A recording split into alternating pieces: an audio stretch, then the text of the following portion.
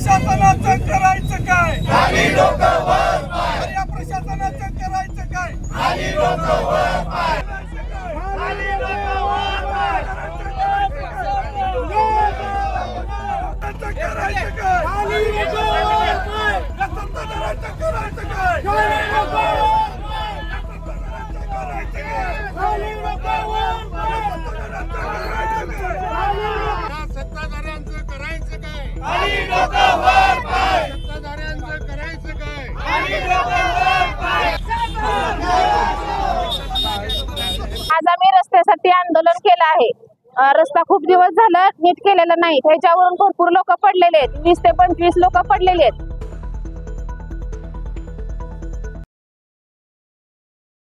आज 87 वर्ष आम्ही राहतो इथं. काय रस्ता व्यवस्थित नाही, गटर व्यवस्थित नाही, पाणी वेळेवर येत नाही. तक्रार करूनही काही फरक पडत नाही. आज रस्त्यावर उतरले आम्ही. ह्याच्या अगोदर मी उतरले होतो रस्त्यावर. सांगली, मिरज, कुपवाड शहरामध्ये भाजपची सत्ता स्थापून गेली 4 महिने झाले. आज 4 महिन्यामध्ये शामराव नगरमधील एक प्रमुख रस्ता आहे आणि त्या रस्त्याच्या बाजूला RCC गटर आहे. तर गेली 1.5-2 वर्ष झालं ते काम चालू आहे. ते काम रखडलेलं आहे. कित्येकदा अधिकाऱ्यांना सांगून त्याकडे दुर्लक्ष करण्यात आलं. तर ह्या लोकांचे दुर्लक्ष केल्यामुळे लोकांना भरपूर त्या रस्त्यामधनं जात असताना जीवितहानी असू दे, नागरिकांना त्रास असू दे, विद्यार्थ्यांना त्रास असू दे, ह्या त्रासाला मोकावं लागतंय, त्या त्रासातून जावं लागतंय.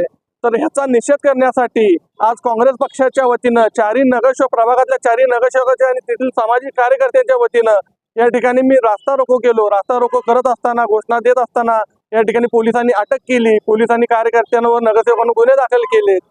तर आम्ही कोणत्याही दबावशाहीला, दंडुकशाहीला आम्ही बळी पडणार नाही. किती पण केसेस पडल्या तरी चालेल आम्हाला.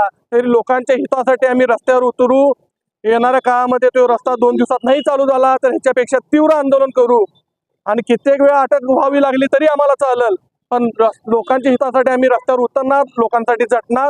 एवढंच या ठिकाणी आम्ही सांगतो आणि थांबतो. जय हिंद, जय महाराष्ट्र.